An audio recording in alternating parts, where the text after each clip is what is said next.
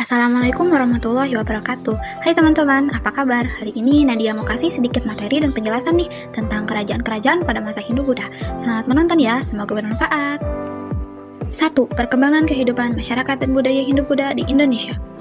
Sebelum masuknya kebudayaan Hindu-Buddha, masyarakat di Nusantara sudah memiliki kebudayaan yang maju. Proses masuknya pengaruh budaya Hindu-Buddha ke Indonesia terjadi karena adanya hubungan dagang antara Indonesia dan India. Tata kehidupan masyarakat yang diatur melalui lembaga kesukuan berubah menjadi lembaga kerajaan atau lembaga negara. Dalam menjalankan pemerintahan, terdapat pendelegasian kewenangan kepala pemerintahan atau raja melalui pimpinan di bawahnya sesuai bidangnya masing-masing. 2. Sistem ekonomi pada masa Hindu-Buddha. Sistem ekonomi Indonesia pada masa Hindu-Buddha berfokus pada kegiatan perdagangan. Kegiatan perdagangan di Indonesia terbagi menjadi dua, yaitu perdagangan maritim atau jalur laut dan perdagangan agraris atau jalur darat khususnya pertanian. Perdagangan maritim dilakukan oleh kerajaan yang berbeda di pesisir seperti Kerajaan Sriwijaya. Sedangkan perdagangan agraris dilakukan kerajaan yang berada di kedalaman seperti Kerajaan Kutai, Tarumanegara, Mataram Kuno, Kediri, dan Singasari. 3. Wilayah Kerajaan Hindu-Buddha. Kerajaan Hindu-Buddha berdiri di Indonesia pada masa awal-awal Masehi. Berikut adalah beberapa contohnya. 1. Kerajaan Kutai di Kalimantan Timur. 2. Kerajaan Tarumanegara di Jawa Barat.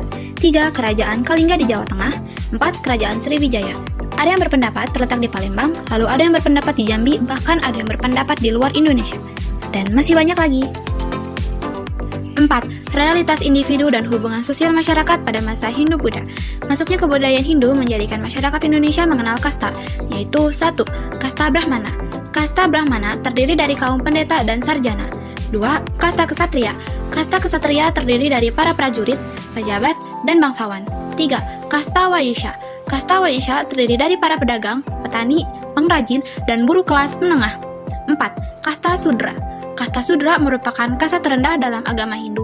Anggotanya terdiri dari para petani, kuli, dan buruh kecil. 5.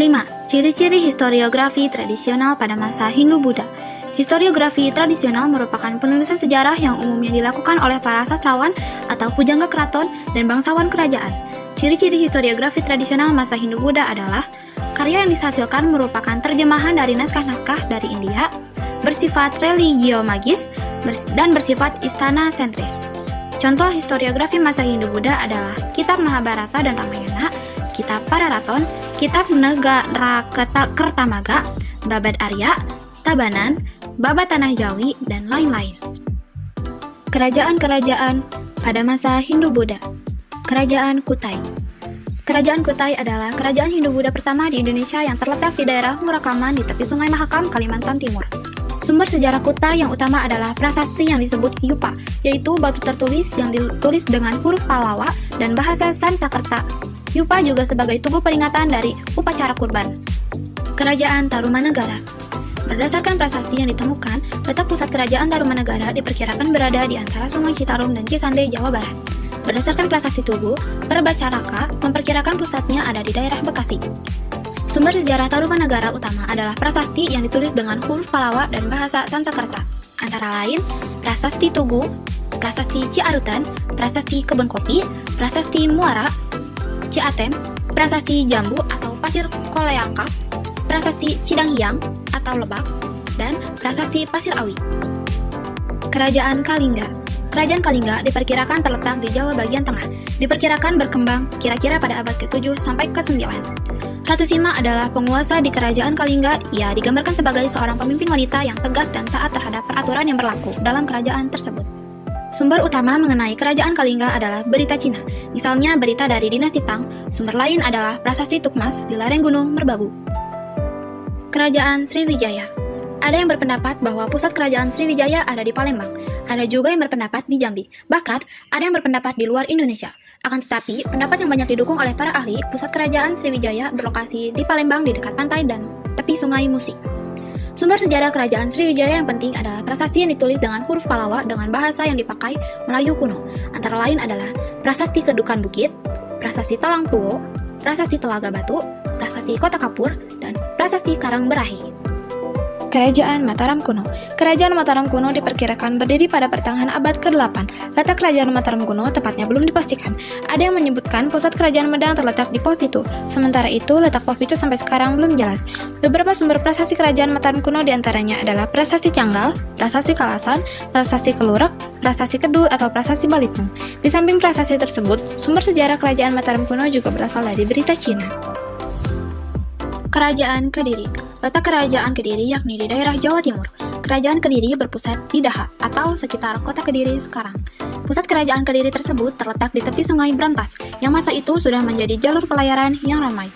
Sejarah Kerajaan Kediri atau Panjalu mulai diketahui oleh adanya prasasti Sirah Keting tahun 1104 atas nama Sri Jayawarsa.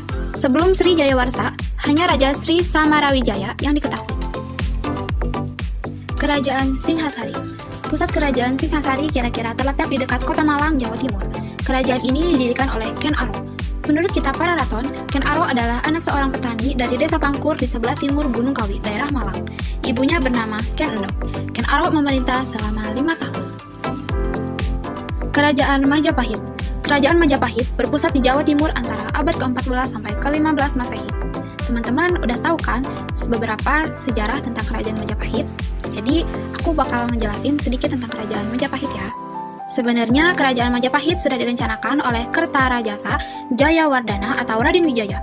Ia mempunyai tugas untuk melanjutkan kemegahan Singhasari yang saat itu sudah hampir runtuh. Dengan dibantu oleh Arya Wiraraja, seorang penguasa Madura, Raden Wijaya membuka hutan di wilayah yang disebut dalam kitab Pararaton.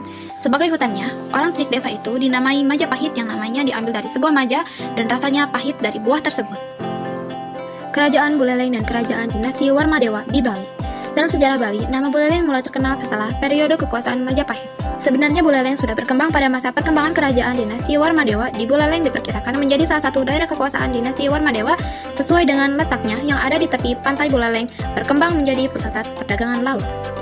Perdagangan dengan daerah seberang mengalami perkembangan pesat pada masa Dinasti Warmadewa yang diperintah oleh anak Wungsu.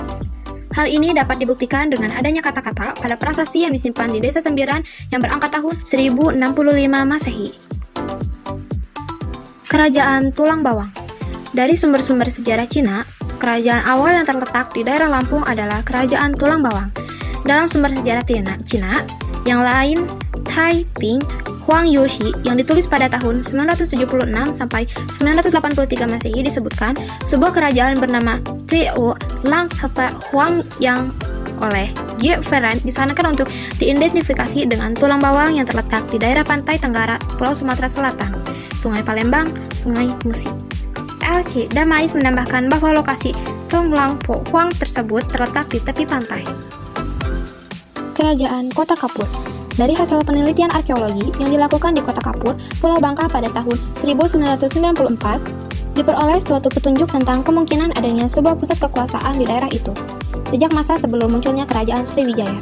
Sebelumnya, di situs Kota Kapur, selain telah ditemukan sebuah inskripsi atau batu dari Kerajaan Sriwijaya yang berangkat tahun 608 Saka atau 686 Masehi, telah ditemukan pula peninggalan-peninggalan lain, diantaranya adalah sebuah arca Wisnu dan sebuah arca Durga Mahesasuramardini. Peninggalan-peninggalan arkeologi tersebut nampaknya kekuasaan di Pulau Bangka pada waktu itu bercorak Hindu Waisnawa seperti halnya di Kerajaan Tarumanegara di Jawa Barat.